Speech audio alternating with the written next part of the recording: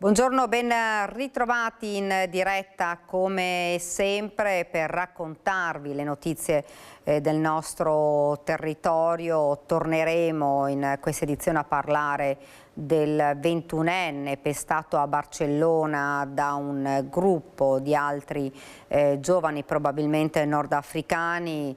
Il giovane, il 21enne di Asolo, si trova ora ricoverato in coma farmacologico all'ospedale spagnolo. Ieri avevamo raggiunto il papà al telefono che ci aveva detto: io spero solo che Nicola riapra presto gli occhi e possa rivedermi. Oggi fra l'altro abbiamo anche sentito l'amico che era con Nicola il giorno del pestaggio a Barcellona. Erano in tre giovani che erano partiti da Asolo per una vacanza e poi i due amici sono rientrati. Nicola invece si trova ricoverato ancora in ospedale, quindi fra poco ci collegheremo anche con il nostro Lucio Zanato, però apriamo ancora con la cronaca perché andiamo subito all'Onigo, dove c'è grande dolore per la tragedia al lago Specchieri in Trentino. La vittima è Marianna Bernardi, 56 anni, che è morta annegata dopo essere scivolata sulla riva. Ci racconta tutto, perché lo vedo già pronto nello schermo, il nostro Daniele Garbin. Daniele, buongiorno. Purtroppo una tragedia, Daniele.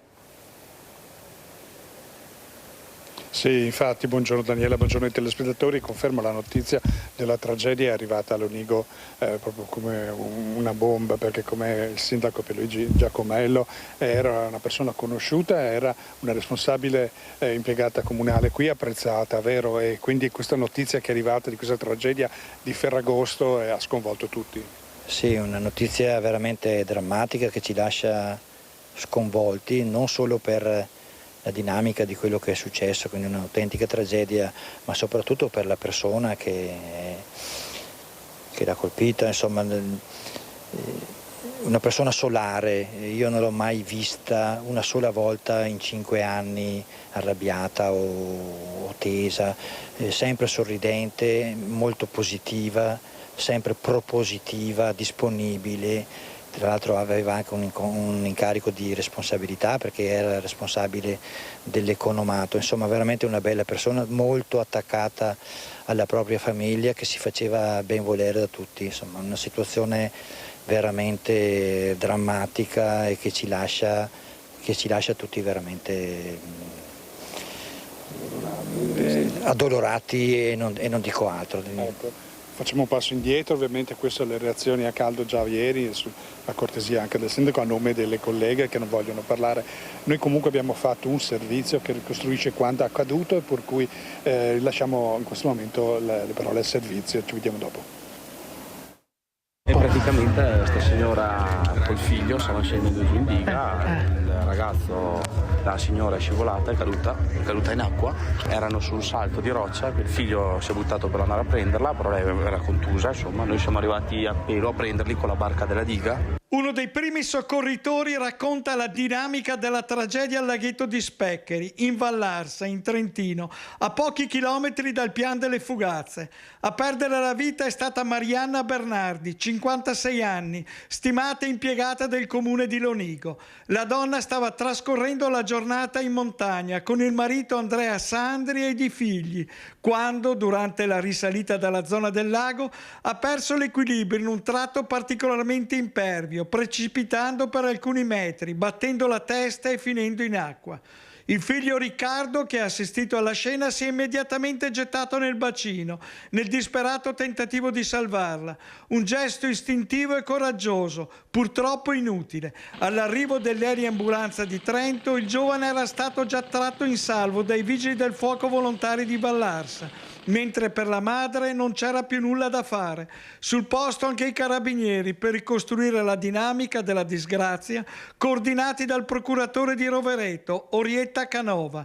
Dunque anche per Riccardo si è temuto il peggio. Perché rischiavano anche... Perché erano dentro in acqua, con gli zaini e tutto, che li tiravano giù. Il figlio tirava sulla mamma, teneva la mamma. Perciò ha rischiato anche il figlio? Noi abbiamo preso il figlio al pelo. Perché? Ma quanto fondo è la... È una domanda che non saprei risponderti. Perché voi siete di Vallarsa? Noi siamo di fuoco Vallarsa. Siamo arrivati lì in due con la barca della diga e il custode che ci ha portati sotto. L'abbiamo caricata al volo sulla barca, siamo andati al pelo per prendere il figlio. Perché mentre il marito padre e l'altra cosa aveva un altro figlio più su. Provavano a fare un altro sentiero perché era troppo difficile quello lì. Stupore veramente per quello accaduto, una tragica fatalità, e anche perché oggi era proprio atteso il primo giorno di lavoro, vero sindaco? Sì, doveva rientrare oggi o domani dalle ferie e stavamo aspettando, anche perché il suo ufficio è proprio vicino al mio, tra l'altro. Ripeto, una perdita immensa, un po' per tutto, sia per il comune ovviamente, ma questo non è tanto importante, per la famiglia. Aveva una gran bella famiglia, era attaccatissimo alla propria famiglia, era insomma una bella persona, ma anche una perdita per la nostra città, perché Marianna era inserita in modo attivo nelle attività del nostro comune, della nostra città, insomma, quindi una cosa che ci lascia veramente sconvolti, non si possono capire queste cose. Senta, lei ha avuto modo di sentire i familiari, qualcuno? Si parla di funerale o è ancora tutto prematuro? No, il dolore va rispettato. Perfetto. Quindi immaginiamo, aspetteremo adesso, vedremo cosa succederà. Allora intanto ringraziamo il sindaco della testimonianza, grazie a voi. Ecco, direi che per il momento da Lonigo è tutto, voi la linea. Grazie davvero a Daniele Garbin, grazie anche al suo ospite, al sindaco. Noi continuiamo con la cronaca e ci spostiamo in altopiano, ci spostiamo esattamente ad Asiago, perché c'è stata una stretta sulle finte residenze in altopiano. Ce ne parla la nostra Nancy Galdi con Edoardo Paris. Nancy, buongiorno, a te la linea. Buongiorno Daniele, buongiorno a tutti i telespettatori di Rete Veneta. Un fenomeno che riguarda molte località turistiche in tutta Italia e che tocca da vicino anche l'altopiano di Asiago, quello delle residenze fittizie. L'ultimo caso è stato scoperto proprio qui ad Asiago. Un cittadino di Thiene aveva la casa qui, ma risultava residente solo su carta. Nel frattempo affittava in nero l'abitazione, arrivando persino a pubblicizzarla su piattaforme online come Booking. Ne parliamo con l'assessore alla sicurezza di Asiago, Franco Sella. Assessore, è stata la polizia locale a individuare questa situazione. Come è stato scoperto questo illecito? Beh, diciamo che noi questi controlli li svolgiamo regolarmente attraverso sia la polizia locale ma anche attraverso la Guardia di Finanza, perché stiamo veramente presidiando il territorio in modo molto ferreo su questo genere di reati, che perché poi alla fine sono reati al non pagamento degli IMU piuttosto che anche a farsi pagare in nero e quant'altro, e c'è una vera e propria evasione fiscale. Quindi noi è già qualche anno che abbiamo un accordo con la tenenza della Guardia di Finanza di Asiago. Loro effettuano dei controlli veramente molto seri, e quindi io ringrazio veramente per il lavoro che stanno svolgendo i militari della tenenza e anche il nostro organo di polizia, che è la polizia locale di Asiago. Ovviamente è un presidio importante perché il territorio va presidiato, ci vuole la correttezza da parte delle persone, quindi i furbetti, chiamiamoli così, è giusto una volta che vengono individuati che prosegua il percorso giudiziario nei loro confronti. Questo non è un fenomeno nuovo qui in altopiano, un problema che ritorna tutti gli anni, soprattutto nei periodi con maggiore afflusso turistico? È un problema, penso, che riguarda tutte le località turistiche, quindi non solo Asiago.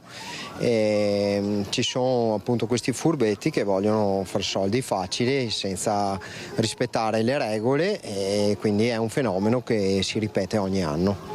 Tra l'altro qui le prime case sono meno della metà del complesso delle abitazioni, quindi possiamo dire che ci sia un rischio maggiore.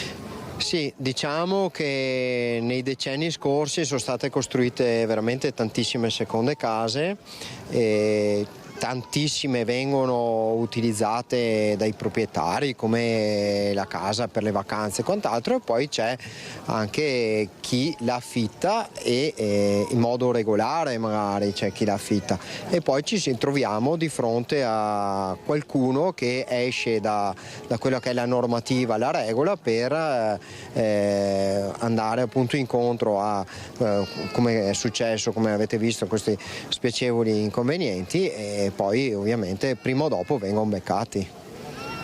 Grazie all'assessore Franco Sella. Daniela, se non ci sono domande qui da Asiago per il momento è tutto, e restituisco la linea allo studio. Grazie davvero a Nancy Galdi dall'altopiano, da Asiago.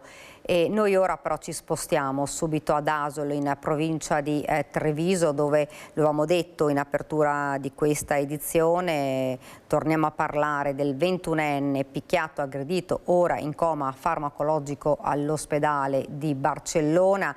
Le novità dal nostro Lucio Zanato. Lucio, buongiorno.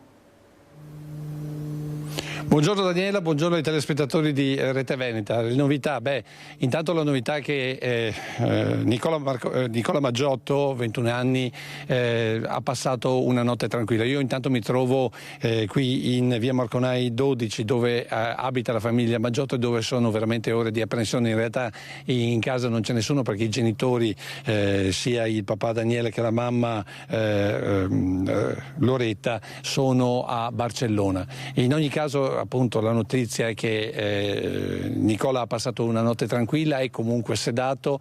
Il papà ha raccontato alla stampa che nel corso della notte un infermiere gli ha anche suggerito di dire qualche preghiera, e quindi vuol dire che la situazione è, diciamo, stabile, ma comunque molto grave.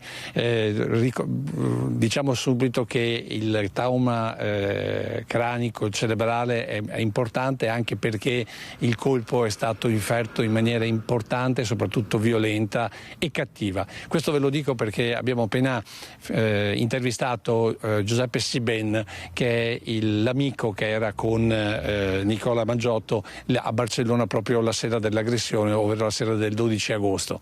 L'intervista è molto lunga, la proporremo nel corso dei telegiornali questa sera, ma lui sostanzialmente ha cercato di ricordare quei momenti, anche se in realtà, essendo stato colpito a sua volta con un forte pugno in volto e ne ha ancora riportato le conseguenze, alcune parti della serata non le ricorda perfettamente. In ogni caso, quello che sembra è che appunto questi giovani usciti da un locale della zona a un certo punto siano venuti in contatto con un gruppo di spagnoli con però sembianze nordafricane, e alla fine di un inizio di discussione sia accaduto quello che è accaduto. Ma proprio perché questa storia inizialmente ce l'ha raccontata, anzi l'ha raccontata la nostra Daniela Sezia, il papà Daniele Maggiotto, che abbiamo raggiunto al telefono, anzi che ha raggiunto al telefono a Barcellona. Allora sentiamo la sua dichiarazione di ieri sera e poi riprenderemo il racconto. Nicola è stazionario, sempre con, come si dice, sotto coma farmacologico, e sì, è sempre stabile. So che avevano provato un po' a rallentare, però adesso non so se ma ha detto la dottoressa che è stabile. Le hanno detto che cos'è accaduto gli amici di Nicola? Sì, su per giù, sì, mi hanno detto che sono usciti da questo locale all'inizio di sera. Lui ha sentito dei rumori, ha visto che mio figlio e questo si stavano già, penso, toccando, ma non in maniera drammatica, e ha visto uno dietro che ha colpito Nicola da dietro e sembrerebbe, loro hanno visto un pugno, la mano chiusa, una roba del genere, così mi hanno spiegato. E dopo lui è subito intervenuto e dopo da lì è nata la lite con 10-12 di loro contro lui e l'altro. Non si conoscevano con questi ragazzi? No, niente a che vedere con questa gente. Quindi loro sono stati praticamente però aggrediti? Non c'è una motivazione seria da dire da quello che mi hanno detto i ragazzi, non si sa per il momento, anche perché mio figlio era staccato con qualche metro da quello che è intervenuto per provare a difenderlo. Che idea si è fatto lei di questa cosa? Suo figlio era in vacanza in Spagna, a Barcellona, per fare qualche giorno di vacanza, si è trovato. Sì. Ma io non saprei dire, mi danno l'idea che per me che mi apre gli occhi, mi guardi e che posso parlargli. Per me è l'unica cosa che rimane a me, che ho in questo momento. Niente, per adesso dico che sono cose assurde. Per me è un'assurdità queste robe qua. Che danni ha subito suo figlio? Danni, loro mi hanno detto che ha 2 contusioni sul cervello, però i medici qua non ti dicono niente di più di così. Lei rimarrà là in Spagna ovviamente fino a quando suo figlio... Certo, no, chi si muove da qua, no, viene a casa con me, assolutamente. Ecco, queste sono le parole del papà. Va detto appunto che questa notte la situazione è rimasta stabile e le 2 contusioni sono all'altezza della nuca perché Giuseppe Sibeni, che è appunto il ragazzo che è intervenuto in soccorso di Nicola, ha chiaro nella mente l'arrivo da dietro di questo spagnolo che con cattiveria e forza ha colpito proprio alla nuca, alle spalle Nicola, che è stramazzato a terra.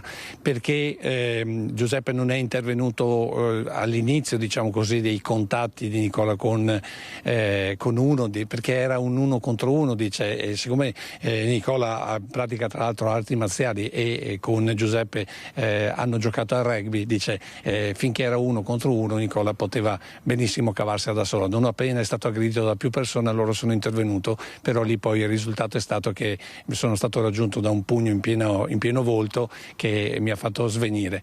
Un terzo ragazzo è arrivato ed è riuscito a far scappare invece tutti i giovani spagnoli e naturalmente a chiamare i soccorsi. Questa è sostanzialmente la storia, ma la racconteremo meglio questa sera nel corso dei telegiornali. C'è tanta solidarietà qui dalla comunità di Casella d'Asolo di Asolo, sia da parte dell'amministrazione comunale che è vicina alla famiglia Maggiotto, ma anche in genere da tutto il Veneto, con diciamo segni di solidarietà da parte di diversi amministratori ed esponenti politici anche regionali.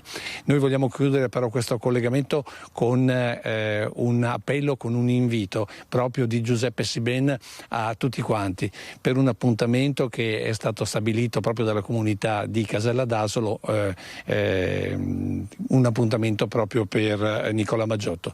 Sentiamo il suo breve intervento e poi lì nello studio. Voi state già organizzando qualcosa per Nicola? Sì, mercoledì sera ai campi da rugby di Asolo ci sarà una fiaccolata appunto per Nicola, per unirsi tutti insieme e pregare per lui. E dunque avete sentito ovviamente poi nel corso dei nostri telegiornali, sentiremo le parole dell'amico di Nicola che era presente nel momento dell'aggressione.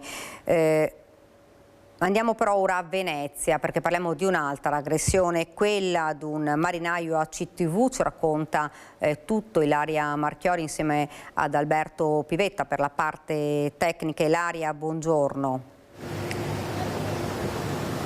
Buongiorno anche a te Daniela, buongiorno ai nostri telespettatori. Hai detto bene, un'altra aggressione a un dipendente a CTV, un marinaio, l'ennesima, che tra l'altro avviene dopo a 15 giorni da un'aggressione precedente, ovvero quella da un collega che è stato spinto in acqua da un viaggiatore alterato alla fermata delle Zitelle nella zona della Giudecca. Ebbene, è successo nuovamente, questa volta sabato sera al termine della partita a Sant'Elena.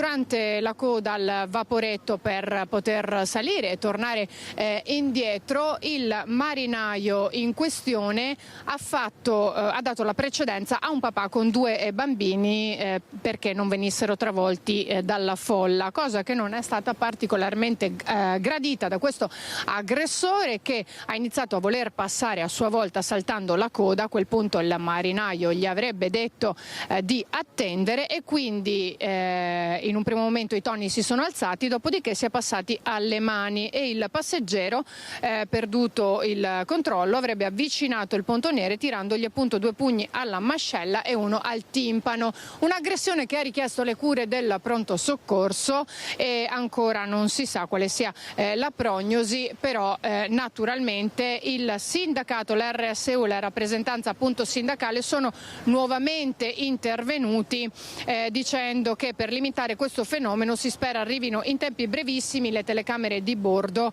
Hanno scritto una misura fondamentale che, ricordiamo, già prevista e concordata all'interno dell'accordo sulla sicurezza, è indispensabile oltre che a un ulteriore potenziamento dei presidi, dei controlli a bordo dei mezzi.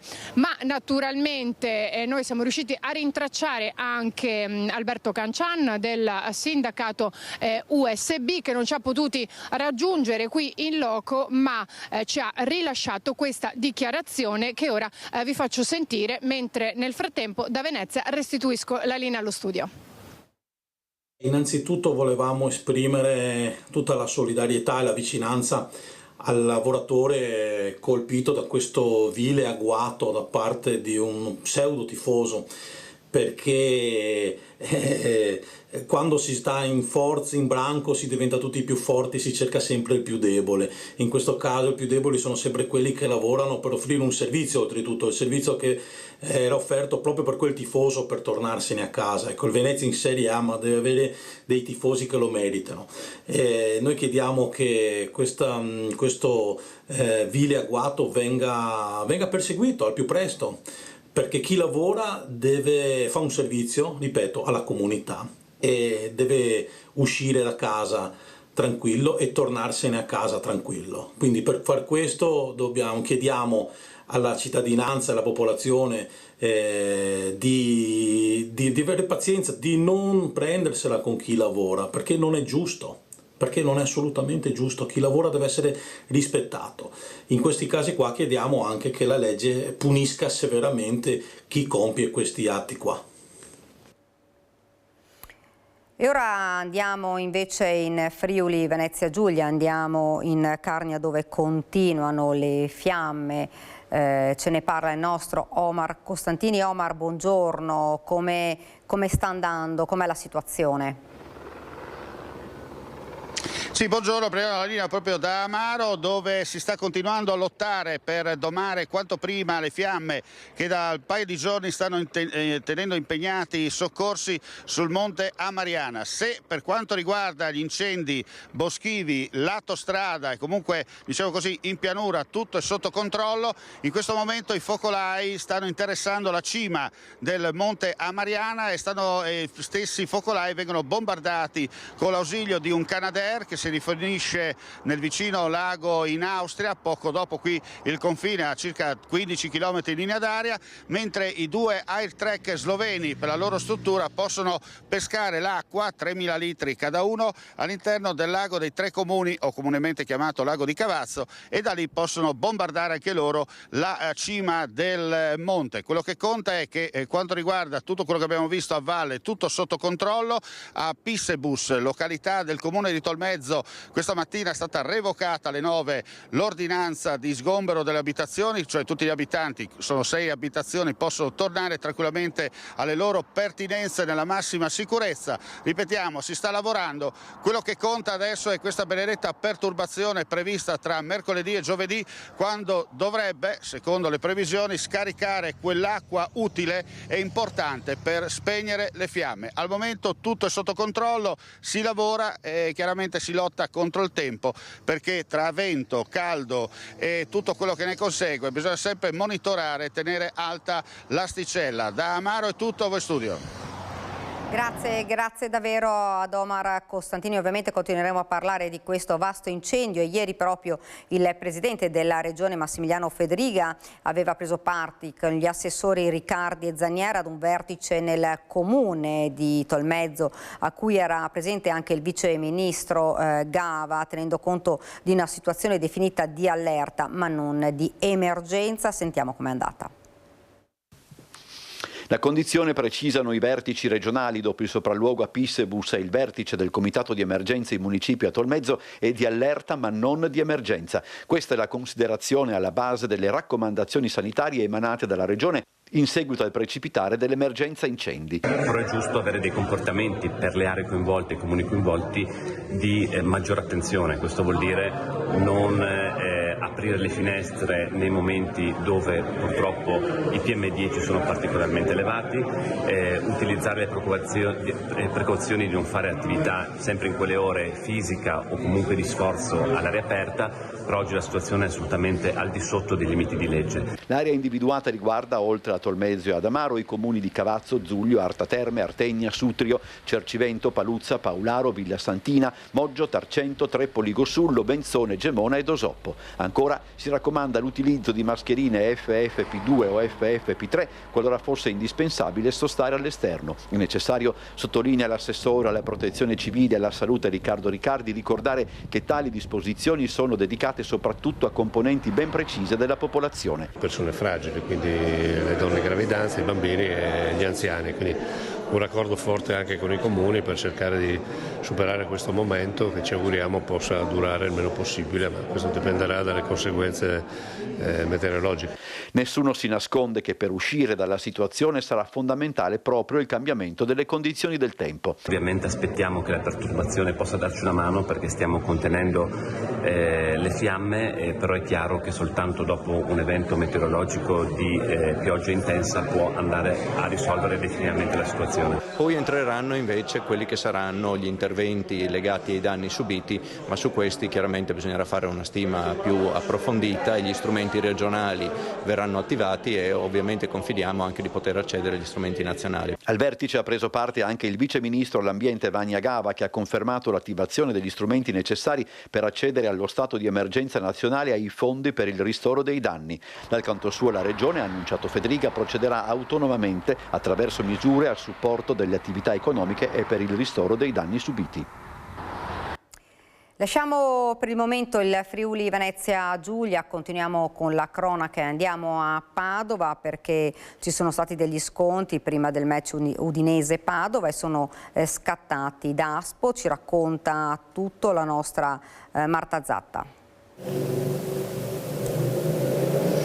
Sì, buongiorno Daniele, buongiorno ai nostri telespettatori da Padova. Esatto, dicevi bene, è stato un primo turno di Coppa Italia veramente turbolento, quello avvenuto nella sera di Ferragosto tra l'Udinese e il Calcio Padova, perché di fatto gli ultras del Padova hanno fatto un agguato ai tifosi dell'Udinese nella vicina sede associativa calcistica dei tifosi. Cosa hanno fatto? Circa 50 ultra hanno iniziato a lanciare oggetti anche contundenti contro i tifosi dell'Udinese. Fortunatamente, grazie all'intervento delle forze di polizia, non si sono stati registrati feriti e sono riusciti anche a contenere la violenza. Da qui sono scattati ben 10 daspo nei confronti dei tifosi, si sta ancora indagando, rintracciando i rimanenti 40 ed è scattata anche una denuncia. Ma vediamo tutti i dettagli nel servizio e poi la linea può tornare allo studio. Daspo della durata da 8 a 3 anni e una denuncia per rissa aggravata. È questo il bilancio dei provvedimenti emessi nei confronti di 10 ultras del Padova dopo gli scontri avvenuti prima della partita Udinese-Padova disputata al Blue Energy Stadium di Udine per il primo turno di Coppa Italia. Secondo quanto ricostruito dalla questura di Padova, circa 50 ultras padovani hanno raggiunto il parco Ardito Desio e qui hanno lanciato artifizi pirotecnici e oggetti contundenti contro un gruppo di ultras friulani nel frattempo usciti dalla propria sede associativa. L'intervento congiunto delle forze dell'ordine di Padova e Udine, con il supporto delle Digos e dei reparti, ha consentito di separare le due tifoserie, evitando feriti e impedendo che gli scontri raggiungessero la vicina piazza Rizzi. Dagli accertamenti è emerso che tra i 10 identificati, 4 hanno precedenti in ambito sportivo. Sequestrati anche mazze, bastoni e materiale pirotecnico trovati nel parco e nelle auto utilizzate dagli ultras. Proseguono ora le indagini per identificare gli altri 40 partecipanti alla spedizione. I tifosi padovani non sono nuovi ad episodi del genere. Il 4 agosto dello scorso anno, a seguito dei disordini verificati a Cesena, furono emessi 50 DASPO. Ed ora torniamo invece nel Trevigiano. Ieri uno schianto sulla Feltrina a Quero nel Bellunese, a perdere la vita Don Lino Bertollo. Ci racconta tutto il nostro Filippo Fois, che si trova a Onigo di Pederobba, dove c'era Don Lino. Filippo, buongiorno. Sì.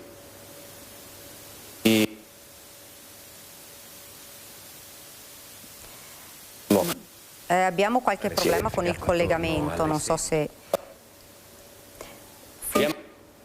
Filippo, non ti riusciamo a sentire, proviamo, vediamo se si riesce a ripristinare il collegamento con Filippo Fois e Nicoletta Rizzetto. Sì? Vai Filippo.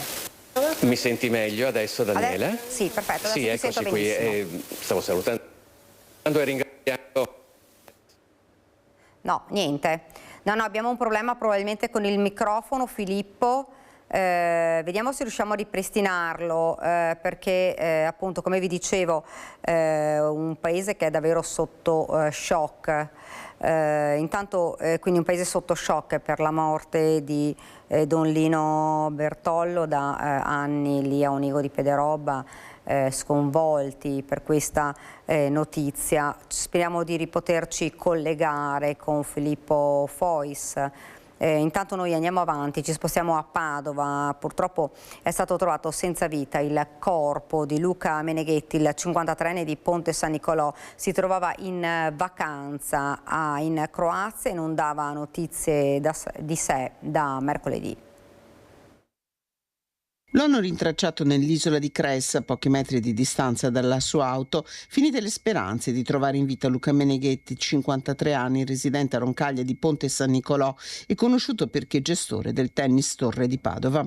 Da qualche giorno Meneghetti si trovava a Cherso, in Croazia, per una breve vacanza, a fare scattare l'allarme, la stessa struttura dove alloggiava, che non vedendolo rientrare aveva allertato i soccorsi. Staccato il telefono, anche in Italia si sono vissute ore di angoscia. Dopo diverse ore di ricerca, sabato pomeriggio il soccorso alpino di Fiume ha individuato il corpo senza vita del 53enne nell'area di Lubenizze. La polizia di Lussinpiccolo sta adesso cercando di ricostruire cosa sia accaduto, tra le ipotesi anche quella di un tragico malore. Profondo il cordoglio a Padova, dove molti amici avevano iniziato un tam tam via social nella speranza di poter ritrovare Luca Meneghetti in vita.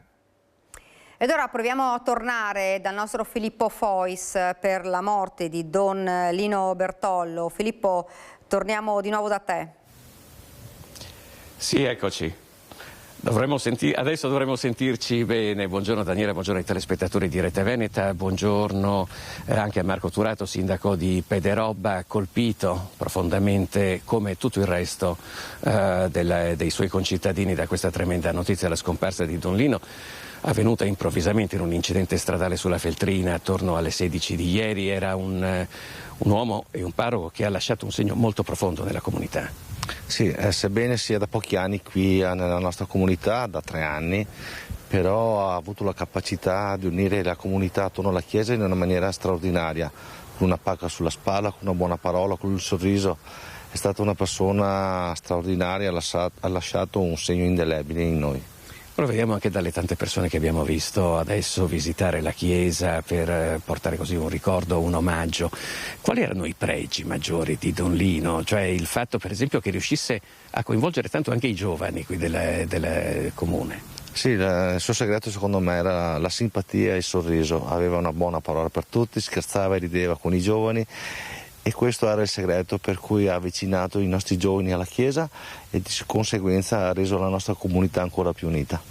Prima abbiamo parlato, credo sia anche un suo consigliere comunale, con un giovane che frequenta la parrocchia, il quale ci ha raccontato che poco prima di morire l'ultima cosa che ha detto a Don Lino era: Don, quando è che ti prendi una vacanza? Perché stai lavorando troppo, sei sempre attivo. Dice il parroco, chiaro, deve portare un aiuto a tutti, però sarebbe il momento di riposarci un po', e Don Lino gli aveva detto: ti prometto che tra poco mi prendo un periodo di riposo anch'io.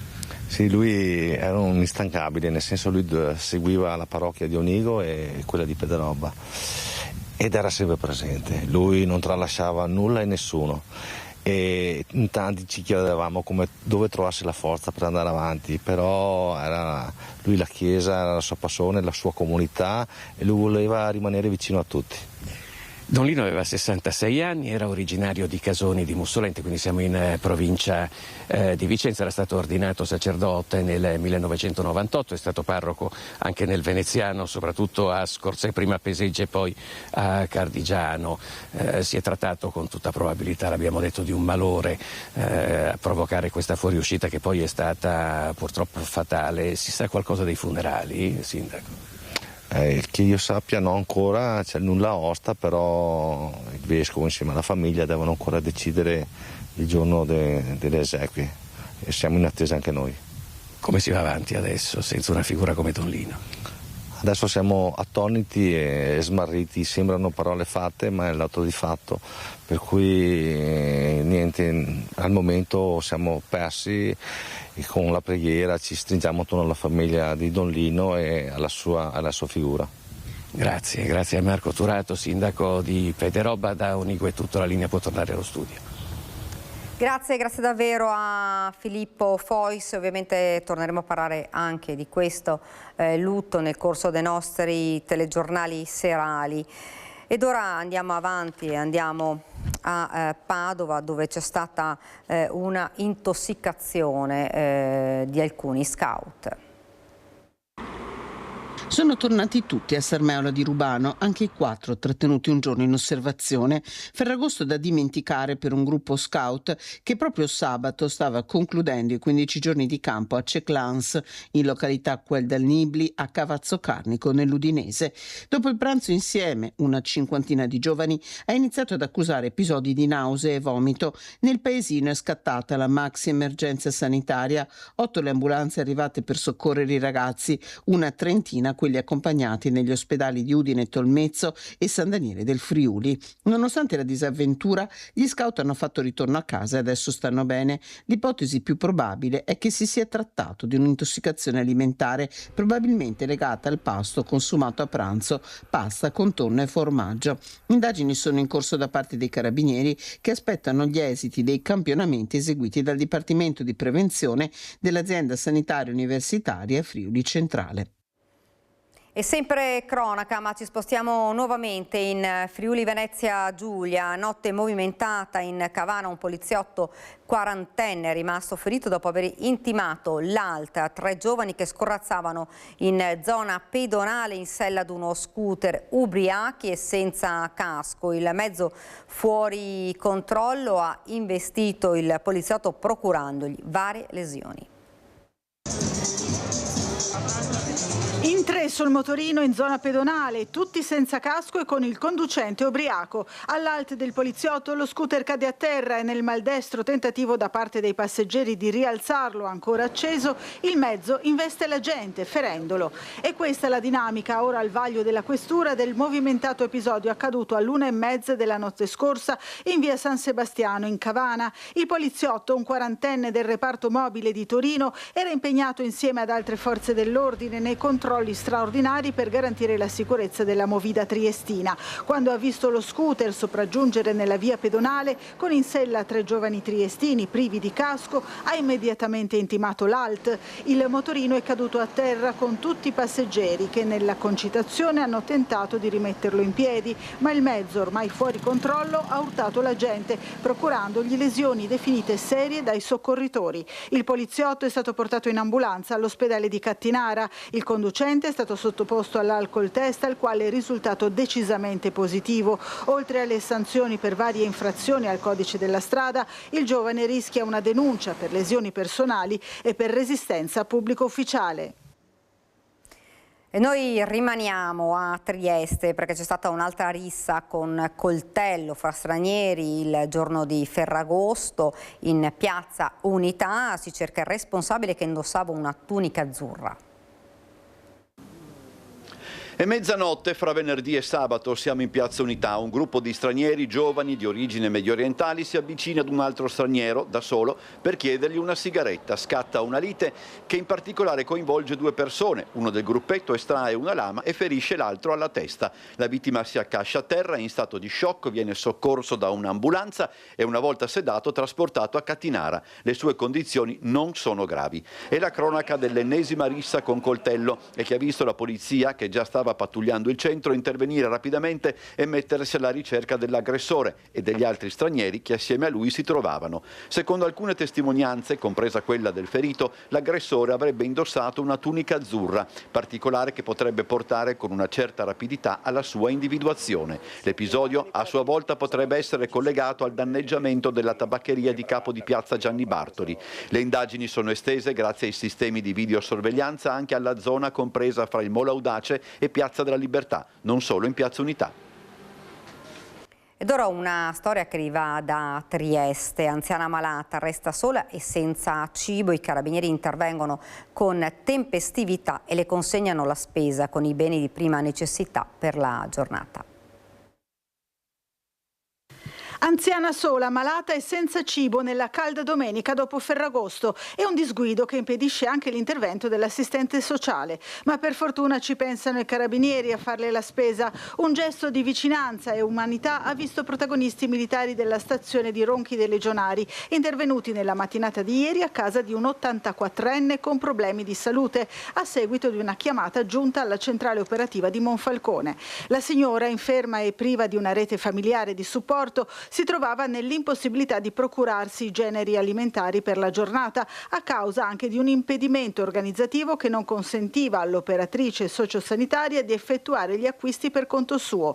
I carabinieri di propria iniziativa si sono recati presso il vicino supermercato per acquistare, sostenendone personalmente i costi, gli alimenti e i beni di prima necessità. Una volta consegnata la spesa a casa della donna, che comprensibilmente ha espresso profonda commozione e gratitudine, i carabinieri hanno ripreso il regolare servizio di pattugliamento del territorio.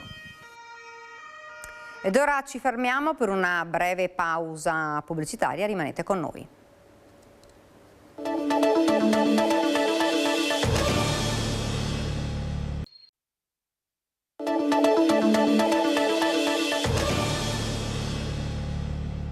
Siamo tornati nuovamente in studio e torniamo a parlare della vicenda di Adriano Cappellari. Il sindaco di Enego, Marco Frison, scrive una lettera aperta alla sua comunità scossa dalla vicenda Cappellari, avverte che si può cadere il sindaco, ma chiede anche che Enego prosegua unita verso le sfide del futuro, lasciandosi alle spalle i seminatori di zizzania. Nessuno è infallibile, men che meno chi amministra. Anche un sindaco può sbagliare strada, può cadere sui sentieri della vita. L'importante è rialzarsi, andare avanti come comunità e lasciare indietro chi alimenta il rancore. Questo è il messaggio che Marco Frison, sindaco di Enego, ha voluto lanciare ai suoi cittadini dopo settimane, mesi di cronaca legata quasi esclusivamente alle vicende che hanno visto protagonista Adriano Cappellari. Abbiamo bisogno di ripartire, di dimenticarci le ultime settimane, gli ultimi mesi, di ritornare sui veri problemi della nostra comunità, ma soprattutto nello sconforto trovare la fiducia di affrontare il futuro in maniera adeguata, forte, coesa e unita come la nostra comunità neghese sa fare. Di recente si è parlato di Enego solo per la vicenda legata a Cappellari. In realtà il paese dell'Altopiano vive una situazione molto complessa e lotta da tempo contro lo spopolamento, vero male endemico della montagna. E poi c'è tanto altro come l'economia, l'ambiente, le malghe, i lupi, un turismo che cambia e che va governato, non subito. Tanti temi molto lontani dalla cronaca degli ultimi giorni. Torniamo a parlare dei problemi come lo spopolamento, come attività che sono in difficoltà, non solo per parlarne ma anche per ragionare assieme su come trovare la soluzione giusta. Alla fine, fa capire Frison, la comunità si salverà solo se sarà unita. E il sottobosco, il non detto di quanto è accaduto negli ultimi mesi, rischia di minare questa coesione. Pesare e valorizzare l'amore che abbiamo verso il nostro paese, perché una comunità non sparisce in un giorno, scompare piano nel tempo, quando le persone non credono più in essa. Questi sono i contenuti del messaggio che ho voluto dare ai nostri cittadini, ai miei amici eneghesi, per guardare insieme con fiducia il futuro. Frison è giovane ma sa bene che l'inverno in montagna non è mai la fine. È solo un momento di passaggio quasi indispensabile nel ciclo delle cose. Poi, da una finestra socchiusa, tornerà a filtrare il sole e con lui la primavera. Ed ora rimaniamo nel Vicentino, andiamo a Bassano. È estate, fa caldo, c'è meno gente per le vie della città, ma non è l'unico problema dei commercianti. Le ondate di calore sono quelle che vanno a penalizzare di più, perché comunque c'è questo tam tam mediatico di allerta rossa per il caldo, quindi le persone tendono a spaventarsi e muoversi di più nelle ore mattiniere piuttosto che pomeridiane e serali. Comunque diciamo che siamo più o meno nella media degli altri anni. Il caldo ci mette la sua, un tema che abbiamo già affrontato più volte, soprattutto quest'estate, che sta registrando temperature record. Bassano soffre ma resiste. In città ci sono meno bassanesi, ma aumenta il numero di stranieri che non si fanno scoraggiare dalle condizioni meteo. E si è noto che questo periodo porta, per un motivo o un altro, una diminuzione della clientela e degli incassi. C'è anche un altro tassello che, fa notare il presidente dei commercianti bassanesi, quest'anno ancora di più diventa un problema per i negozi. Nota dolente che a causa di tutti questi conflitti e anche per la contrazione economica mondiale, tutto quello che riguarda le utenze, soprattutto il costo dell'energia elettrica, è molto più alto, quindi a parità di incassi sicuramente registreremo un utile più basso rispetto agli altri anni. E il 2027 sarà l'anno del completamento dei lavori sul ponte della Vittoria, in ballo 2,5 milioni di euro. Il ponte nuovo torna nell'agenda politica dell'amministrazione di Bassano del Grappa. Dopo il maxi intervento concluso 2 anni fa, che ha riguardato la parte stradale, finalmente è arrivato il momento di mettere mano alle travi e alle arcate, in soldoni ai piedi del ponte della Vittoria. Il Comune ha approvato i progetti e ci sono in ballo 2,5 milioni di euro. La delibera di giunta ha approvato il progetto esecutivo, 2,5 milioni l'importo lavori, e entro fine anno faremo l'affidamento dei lavori stessi. Ecco il programma dell'intervento, che sarà comunque piuttosto complesso. Questo progetto ovviamente riguarda la parte sottostante il manto stradale, quindi tutto il rinforzo strutturale delle arcate. Probabilmente già a inizio anno riusciremo a partire con i lavori, che si concluderanno nel giro di un anno. C'era grande attesa per i risultati del check-up effettuato nella selva di travi e piloni che affondano le proprie radici nel greto del Brenta. Una situazione non semplice, ma che per l'assessore si può affrontare con fiducia. È chiaro che dal punto di vista statico sono state fatte tutte le verifiche necessarie, sono partite 2 anni fa tutte le indagini appunto strutturali, il progetto prevede il rinforzo totale del ponte. È chiaro che aver migliorato tutta la parte superiore, quindi evitando tutte le percolazioni, la struttura comunque ha tenuto. Prevedete problemi per la viabilità per il periodo di lavori? Allora, per questa tipologia di lavori non è prevista la chiusura totale, non si esclude in periodi ben precisi eventualmente l'alternanza. A San Felice si smantella l'ultimo plateatico. Siamo a Vicenza per fare posto al doppio senso per i bus, una scelta del comune contestata da residenti e commercianti. A sostenere i cittadini i consiglieri di opposizione, che hanno depositato un'interpellanza chiedendo la revoca del provvedimento. È il classico blitz ferragostiano a cui siamo abituati da questa amministrazione, che quando è in difficoltà e non ha risposte agisce nel silenzio, nessun confronto con cittadini e commercianti. Oggi è stato intimato di smontare l'unico plateatico della via. Cacciaviti e avvitatori in azione in Corsa San Felice. Si sbaracca l'ultimo plateatico nell'ultimo giorno utile concesso dall'ordinanza comunale di sgombero della strada per consentire l'avvio dopo Ferragosto dei lavori per realizzare il doppio senso di circolazione dei bus, cancellando parcheggi e pista ciclabile. A sostenere commercianti e residenti contrari al progetto i consiglieri comunali di Fratelli d'Italia e Forza Italia, quest'ultimo nella doppia veste anche di consigliere provinciale. Sì, abbiamo voluto presentare questa interpellanza e soprattutto presentarci qui a fianco dei commercianti che hanno visto oggi fare il blitz ferragostano da parte dell'amministrazione Possamai, che al posto di riempirsi la bocca con raccolte firme e chiacchiere fa togliere il plateatico attività commerciali storiche.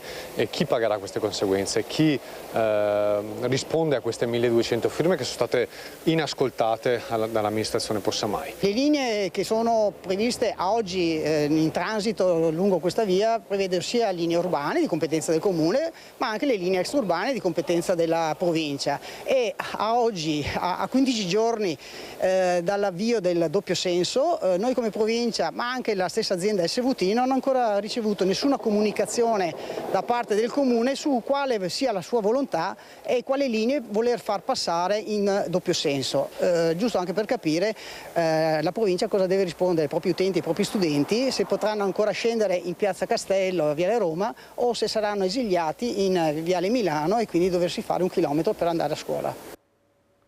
E in Corso San Felice ad assistere ai lavori di smantellamento dell'ultimo plateatico molti commercianti e clienti, la rimozione di un simbolo di resistenza che però non significa la fine delle iniziative del comitato. Questa è la normale conseguenza e conclusione di un'amministrazione che va avanti col paraocchi, che non ascolta i residenti, non ascolta i commercianti, non ascolta nessuno, neanche le richieste di SVT, l'ho saputo recentemente, non sa ancora che qua passeranno gli autobus. È un progetto che, come chiamano loro, di mezzo, cioè non è assolutamente vero che è fatto per il BRT, per il quale non c'è neanche un affidamento di incarico, c'è solo un passaggio teorico da est a ovest. Stiamo smontando tutto come previsto entro il 14, quindi oggi è l'ultimo giorno che ci resta. Peccato, non ho tante parole. Neanche una svolta storica per Corso San Felice, che proprio per decenni ha avuto questo assetto viabilistico. Sì, infatti l'obiettivo era preservarlo nostro, poi adesso vediamo comunque di continuare nella nostra battaglia. Adesso stravolgere tutto penso sia difficile per tutti, poi soprattutto perché avevamo un bello spazio qui fuori per i clienti, quindi dispiace, insomma, ecco. Speriamo che serva a qualcosa, perché sennò se diventa una cosa inutile è un danno per tutti, insomma, ecco. È cose scioccanti vedere queste cose qua. Dopo pretendiamo che la gente venga in centro storico, collaborare, il dialogo, e facciamo queste cose qua, a far passare 10 persone al giorno in questi bus, megabus. 55 anni che sono qua, però una cosa fondamentale, quando una cosa funziona, io cercherei di lasciarla funzionare.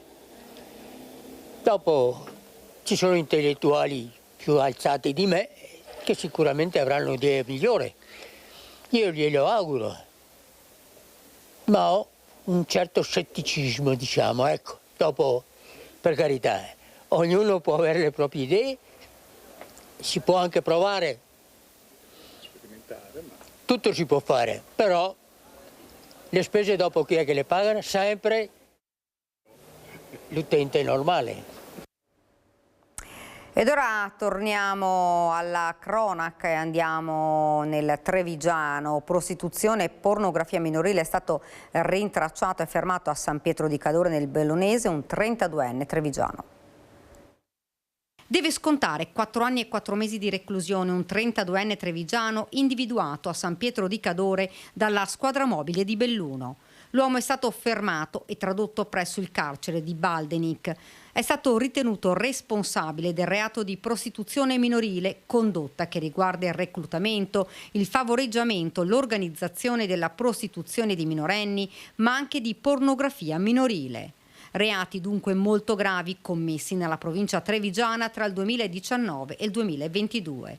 È stata anche la particolare gravità della condotta a rendere necessaria una ulteriore intensificazione dei controlli del territorio da parte delle agenti della squadra mobile di Belluno, che la mattina del 14 agosto hanno fermato l'uomo a San Pietro di Cadore, zona di residenza, nonostante fosse irreperibile.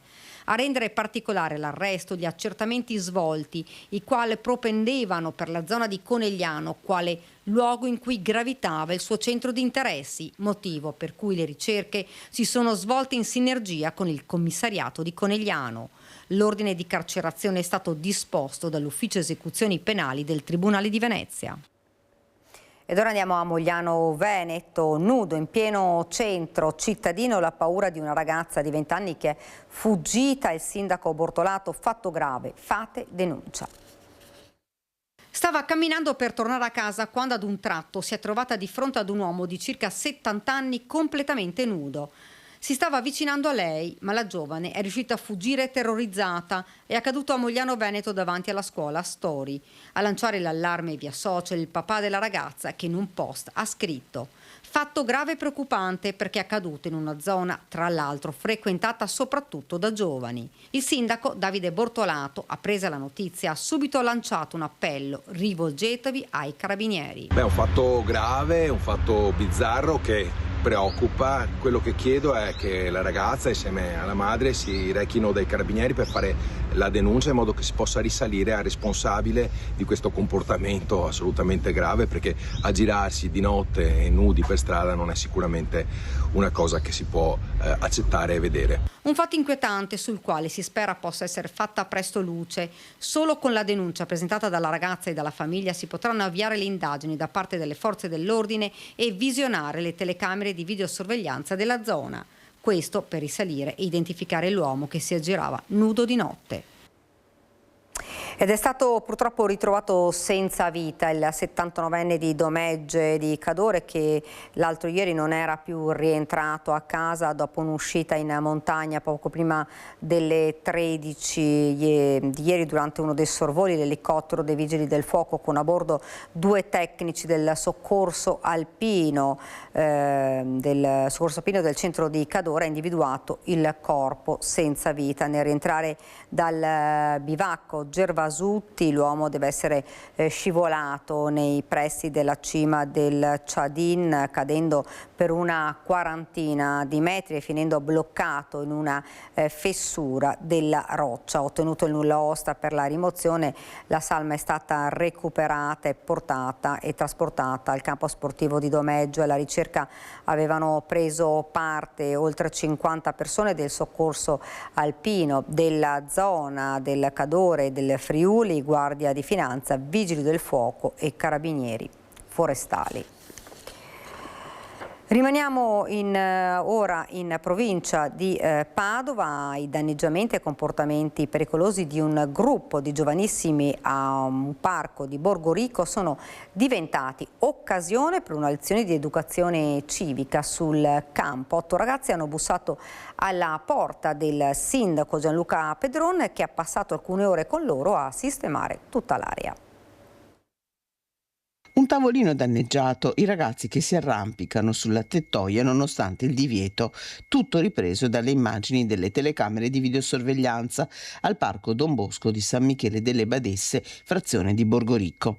Questi fotogrammi sono stati postati sui social dal sindaco del comune Gianluca Pedron con un invito: presentatevi in municipio ragazzi che ne parliamo o procederemo con l'identificazione. È nata così una mattinata di lavoro sul campo che il primo cittadino ha trascorso con 8 adolescenti che, capito quanto avevano fatto, hanno trovato il coraggio di riconoscere l'errore e di bussare alla sua porta.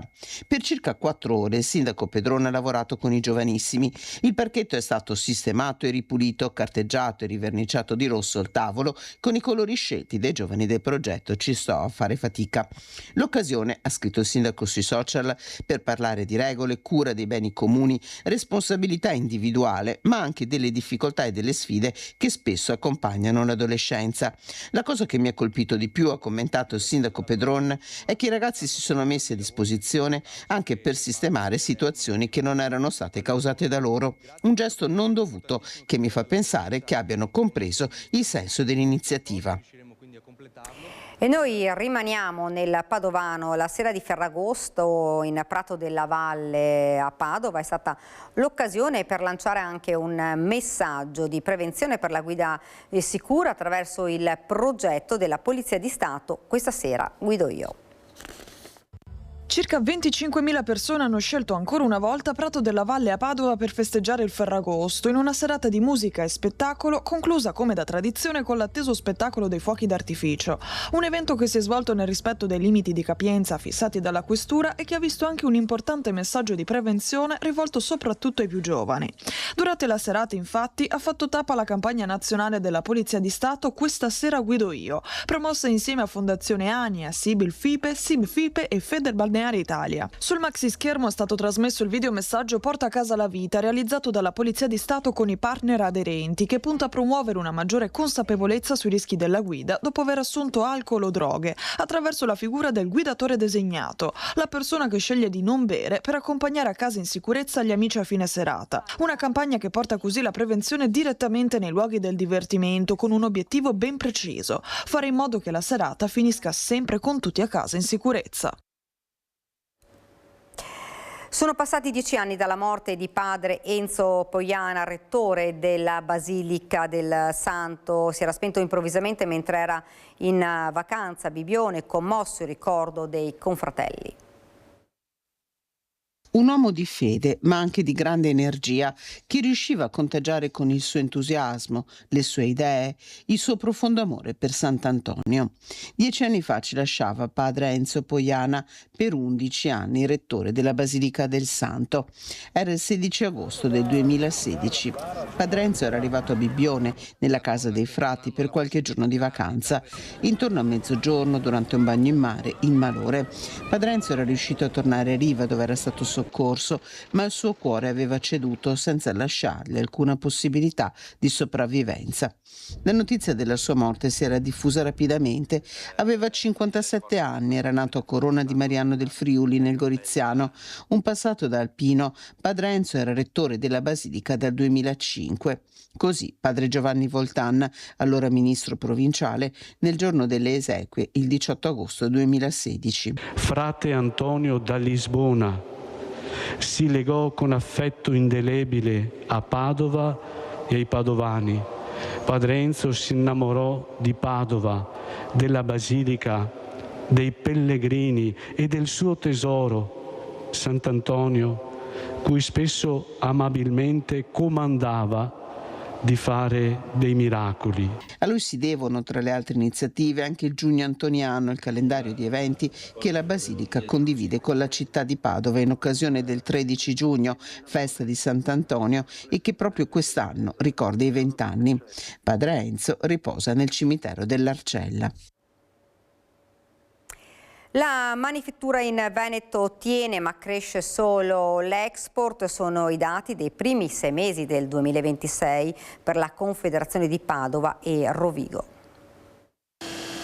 Luci e ombre per il Veneto nei dati del primo semestre 2026 delle aziende manifatturiere, un sistema imprenditoriale che tiene ma che vede ancora lontano il ritorno a una vera e propria crescita. I dati ci danno un Veneto in sostanziale tenuta, capacità di resilienza notevole delle nostre imprese e riteniamo che vi sia una sostanziale tenuta sia per quanto riguarda gli investimenti sia per quanto riguarda l'export che aumenta ed è forse l'unico dato positivo. Quasi un'impresa su 3 ha registrato un calo, la percentuale più alta tra tutti gli indicatori. Consolano le attese per il secondo semestre, con la metà delle imprese che si aspettano stabilità. Ovviamente la difficoltà principale per gli imprenditori è reperire personale qualificato, ma anche direi la necessità di trovare progettisti addetti alla ricerca e sviluppo, qualità. Ecco, credo che sia un segnale interessante che la Regione dovrà valutare. La manifattura in Veneto resiste, ma cresce solo l'export. In generale gli ordini sono in calo, tra le criticità la carenza di personale specializzato, il caro energia, la burocrazia e gli aumenti delle materie prime. Tra le criticità segnalate pesano come sempre i costi dell'energia, l'eccessivo peso burocratico e la difficoltà di reperimento di materie prime. Tutti fattori che disegnano un triangolo di insostenibilità, soprattutto per quanto riguarda le imprese venete che devono continuare ad essere competitive sui mercati extraeuropei. Va ricordato che il sistema imprenditoriale della provincia di Padova ha circa 85.000 unità operative e attive, il dato più numeroso a livello regionale. A trainare le vendite all'estero è il settore moda, che registra una notevole crescita del 15%. Al contrario si nota un rallentamento in un settore trainante per il territorio come la meccanica, che segna una flessione dell'1,9%. Ed ora andiamo a Belluno per parlare delle proposte del Partito Democratico per energia ed emergenza idrica. Lo facciamo con Fabio Fioravanti e Stefano Bozzi per la parte tecnica. Fabio, buongiorno, a te la linea. Grazie mille, siamo con Alessandro Del Bianco, consigliere del Partito Democratico in Regione Veneto, nonché ancora per qualche mese segretario del partito in provincia di Belluno. Oggi hanno presentato questo opuscolo che dice acqua, energia, autogoverno, sono delle linee guida, delle strategie per il futuro, però io vorrei partire da un mantra che in questo momento vale per il Partito Democratico, che è il bilancio idrico della Regione Veneto. Assolutamente sì, il bilancio idrico è una prima richiesta importante che vogliamo fare, l'abbiamo già fatta tramite un emendamento nella scorsa legge di bilancio e ci è stato bocciato, e dobbiamo dire una cosa: il bilancio idrico è la necessità di sapere quanta acqua abbiamo e quanta ne utilizziamo, soprattutto a fini irrigui. Oggi in Veneto non lo sappiamo, perché la Regione del Veneto è una delle pochissime regioni che non ha approvato il bilancio idrico regionale, e non è un caso evidentemente, quindi noi quello lo chiederemo con forza, perché è fondamentale per la regione, ma in particolar modo anche per le acque bellunesi. Non è un caso infatti che proprio in questi giorni assistiamo a tutti i livelli dei laghi bassissimi con le relative polemiche. Un altro mantra è una data, 2029. Il 2029 è una data fondamentale, perché nel 2029 si andrà a gara per le grandi concessioni idroelettriche. Parliamo della più grande partita economica per tutta la regione del Veneto, cioè per la prima volta vengono messe a gara appunto le concessioni idroelettriche, che producono oggi un valore stimato, un utile annuo stimato di circa 300 milioni di euro per il Veneto. Teniamo conto che 25 di queste 34 grandi derivazioni sono in provincia di Belluno, per cui quello che proponiamo noi oggi è una strada importante per avere la provincia di Belluno nel capitale della nuova società che andrà a gestire le grandi concessioni. È una questione vitale, perché vuol dire essere padroni del proprio destino, in questi casi padroni delle proprie acque. L'emergenza idrica però come si affronta? L'emergenza idrica si affronta molto seriamente, intanto, e la cosa è fondamentale. Per questo riteniamo che fare un bilancio idrico sia fondamentale. Da un lato serve il bilancio idrico, dall'altro bisogna rivedere le concessioni irrigue che oggi ci sono e che sono in proroga da tantissimi anni. Pensate che addirittura noi in Veneto facciamo ancora finta che ci sia il bacino del Vajont, che viene ancora conteggiato ai fini irrigui. Questa è una cosa peraltro vergognosa, ma di fatto è così. Crediamo anche che sia da lavorare molto sul piano della questione agricola per ottimizzare anche i sistemi di irrigazione, ma questa è una partita in qualche modo collegata, che è una partita fondamentale. Per Belluno questa partita è importante o fondamentale? È credo la ragione di vita, nel senso che proprio da qui passa la vera possibilità di autogoverno. Noi abbiamo una legge, che è la legge 25/2014, che dice che la regione dovrebbe trasferire deleghe in materia di acqua ed energia alla provincia di Belluno. Quel trasferimento di deleghe però, nonostante ci sia la legge, non è ancora mai avvenuto. Allora noi crediamo che la partita delle grandi concessioni sia fondamentale anche per questo. Grazie a Sandro Del Bianco, da Belluno è tutto, grazie per la linea, a voi studio. Grazie davvero a Fabio Fioravanti. Noi torniamo per un momento a parlare della notizia che sta davvero suscitando lo sconcerto di forze politiche di tutto il paese per l'aggressione al 21enne di Asolo in provincia di Treviso, 21enne che si trova in coma farmacologico, picchiato a Barcellona all'uscita di un locale. La polizia sta indagando sul movente movente dell'aggressione. Ricordiamo che anche l'amico diceva che erano stati colpiti perché italiani, dunque si sta indagando, lui come avete saputo è in coma farmacologico, Nicola, ora la polizia sta passando a setaccio tutte le immagini delle telecamere di ripresa sia esterne alla discoteca dove si trovava Nicola assieme ad alcuni amici, sia di altri locali, proprio per risalire agli aggressori che dopo aver picchiato Nicola ed un amico sono fuggiti. Fonti investigative confermano l'avvio dell'inchiesta subito dopo aver ricevuto la chiamata di questa rissa a nord-est di Barcellona. Non si sa ancora, come vi dicevo prima, il movente di questa aggressione, non si sa nemmeno la nazionalità reale degli aggressori, perché come dicono gli investigatori non dicono nulla per un segreto istruttorio sulla nazionalità e sul movente, proprio per una questione di privacy.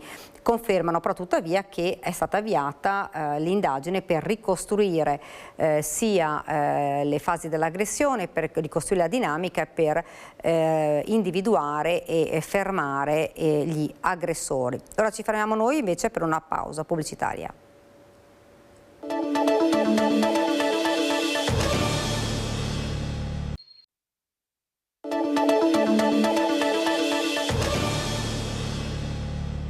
Rieccoci nuovamente in studio per l'ultima parte di questa edizione. In quest'estate torrida uno degli argomenti da ombrellone resta sempre la politica e molti ieri nel piazzale di Santa Maria Maggiore nel Trevigiano hanno pensato che le celebrazioni dell'Assunta potrebbero essere le ultime per Mario Conte da sindaco di Treviso.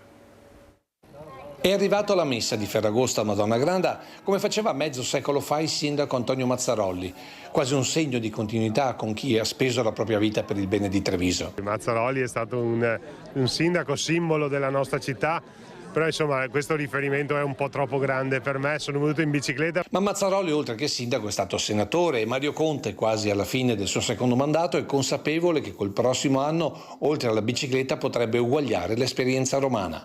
Potrebbe essere anche la sua ultima Madonna Granda questa da sindaco? Speriamo di no, dai, perché io amo questa città, amo questa comunità, amo questo ruolo e capiremo poi il futuro cosa ci riserverà. Una risposta che quasi spiazza chi, e sono tanti, sta aspettando di ereditare con un anno di anticipo rispetto alla scadenza del 2028 il suo ruolo. E nel borsino dei papabili alcuni erano presenti alla celebrazione del mattino. Primo tra tutti il delfino di Conte, Alessandro Manera, ma anche Riccardo Barbisan e sul fronte opposto l'inossidabile Antonella Tocchetto. Assenti fisicamente ma dati per certi in corsa a Casugana anche l'ex direttore generale dell'ULSS Francesco Benazzi e l'ex assessore regionale Federico Caner e in quota rosa l'assessore al sociale Gloria Tessarollo. Al momento però sono congetture politiche di un'estate torrida o, come si dice a Treviso, tutte ciacque, anche perché con un vento di bora come Vannacci il tema di quanti parlamentari farà la Lega e in genere tutti gli altri partiti alle prossime politiche e non solo è già un tema da autunno caldo elettorale. E forse proprio per questo alla fine il sindaco Conte ci tiene a ribadire sempre sulla scia del democristiano Mazzarolli. Però mi godo giorno dopo giorno e servo la comunità giorno dopo giorno con grande impegno, con grande passione. E noi rimaniamo nel Trevigiano, la chiesa di Santa Maria Maggiore, gremita in ogni spazio per la celebrazione dell'Assunzione di Maria e il rito del cero votivo, da oltre 700 anni storico simbolo di pace voluto dal Libero Comune di Treviso dopo lunghi e terribili anni di guerra sull'Ivenza contro il patriarcato di Aquileia.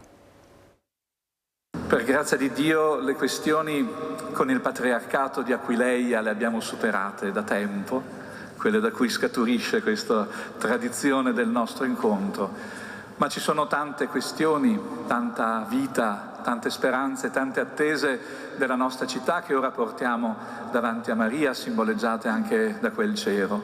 Un rito in ricordo della fine di una guerra con Aquileia, oggi più che mai momento di preghiera per la fine di tutti i conflitti, da quelli mondiali a quelli dentro le nostre comunità e le nostre famiglie. Questa è la riflessione del vescovo di Treviso, Michele Tomasi, per la celebrazione dell'Assunzione in cielo di Maria, che per i trevigiani dal 1302 significa l'accensione del cero votivo della chiesa di Madonna Granda contro tutti i conflitti. Un rito ancor più sentito dal 1946 tra le macerie della città colpita dalla Seconda Guerra Mondiale. L'amministrazione comunale, ripristinando l'antica tradizione, sarebbe intervenuta ufficialmente con rappresentanza di giunta e di consiglio comunale, accompagnata da vigili urbani, alla solenne cerimonia dell'Assunzione presso codesta basilica santuario riaperta al culto. La cerimonia da allora si è ripetuta nella festa dell'Assunta il 15 agosto di ogni anno. E che sia un rito molto sentito dai trevigiani lo testimonia la chiesa gremita in ogni spazio e con persone anche sul sagrato, tutti a chiedere l'intercessione della Madonna per un mondo migliore. A questa donna del Magnificat affidiamo il nostro tempo, così ricco di cambiamenti, perché la fede di Maria ci insegni a diventare tessitori di speranza, condividendo ciò che siamo e ciò che abbiamo, perché la presenza del Figlio suo cresca in mezzo a noi e il suo regno prenda forma. Non cediamo alla logica del male e della contrapposizione, ma cerchiamo ciascuno e ciascuna per la sua parte di contribuire a quel bene comune che permette a tutti e a ciascuno di fiorire. E grande successo anche per il concerto dell'Assunta a Treviso, oltre 1500 gli spettatori.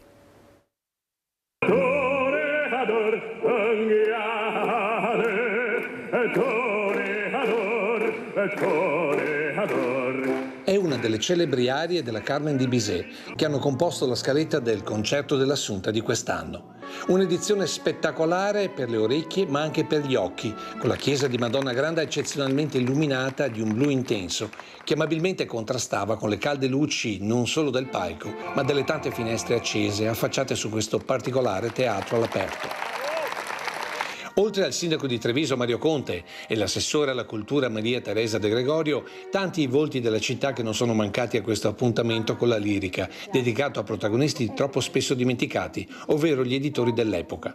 Molti legati a Treviso, come ci racconta l'ideatrice Elena Filini. Sì, perché Edoardo Sonzogno, che viene da un'antichissima famiglia veneziana, in realtà ha portato a successo Pietro Mascagni, che aveva un consigliere segreto trevigiano e che a Treviso e al Teatro Comunale venne varie volte a dirigere, quindi si legò ad amicizia un po' speciale. Una serata seguitissima, considerando gli oltre 1500 presenti, tra le sedie previste, quelle portate da casa, i banchi della chiesa, gli scalini dei palazzi e quelli che sono rimasti per oltre 2 ore in piedi pur di sentire arie come questa.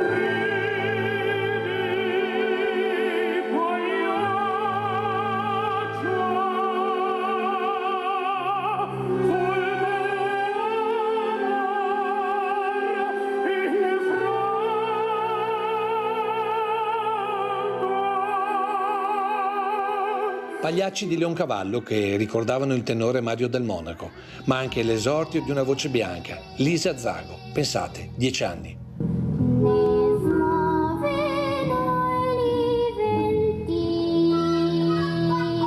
La presenza di questa bambina è un'anticipazione di quello che sarà l'istituzione, che è ormai prossima, del coro Voci Bianche del Comune di Treviso, Teatro Mario del Monaco.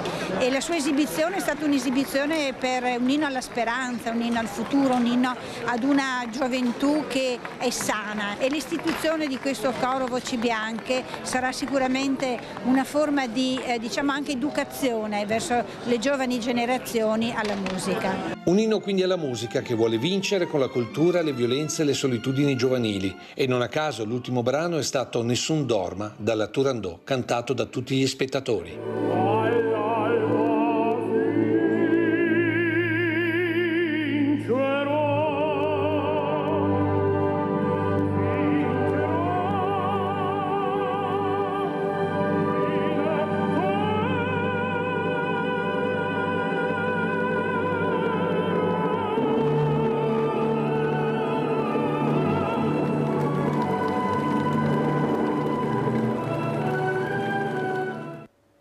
E la giornata di Ferragosto, come da consuetudine, è stato anche un momento per ritrovarsi, per una nuotata al mare, per una passeggiata in montagna e semplicemente per un pranzo, però tutti insieme.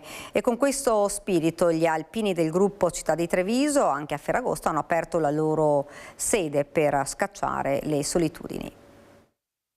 Abbiamo la disponibilità, abbiamo gli spazi e magari qualcuno, invece di passare Ferragosto a casa da solo, viene a passare in mezzo agli alpini. Per cui grazie a tutti, buon pranzo e alla prossima.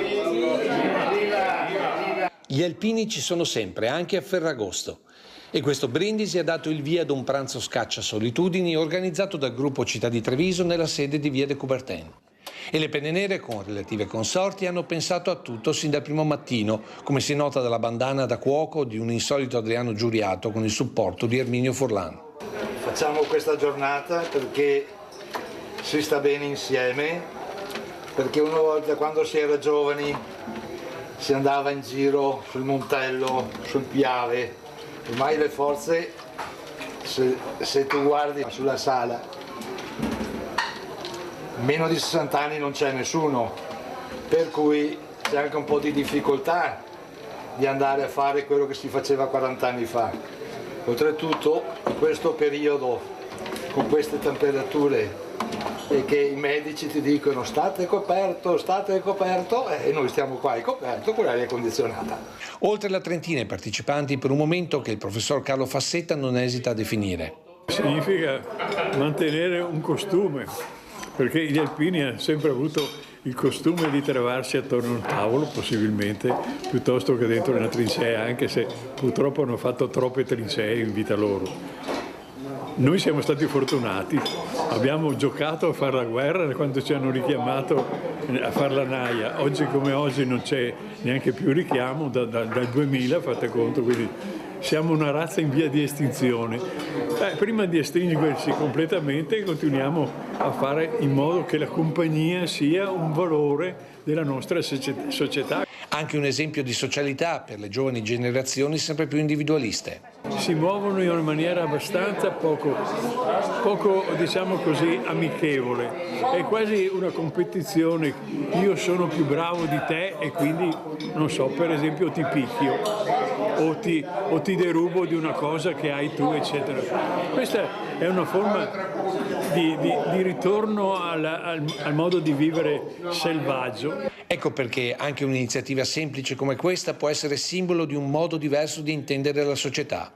E anche per questo gli alpini sono già pronti a rinnovarla, pure prima del prossimo Ferragosto. Considerato che è stata un'organizzazione all'ultimo momento e avere una trentina di persone che hanno accolto questa richiesta ci fa felice da un lato e ci fa pensare per il prossimo futuro quale potrà essere anche una linea da seguire. Allora possiamo dire che gli alpini ci sono sempre anche a Ferragosto? Beh, noi cerchiamo di esserci sempre e gli alpini ci sono sempre. In questa estate torrida molti stanno già facendo i primi bilanci del periodo di ferie scelto quest'anno. Caldo e ferie. Secondo te, dopo questa ondata di caldo, il prossimo anno meglio andare a settembre?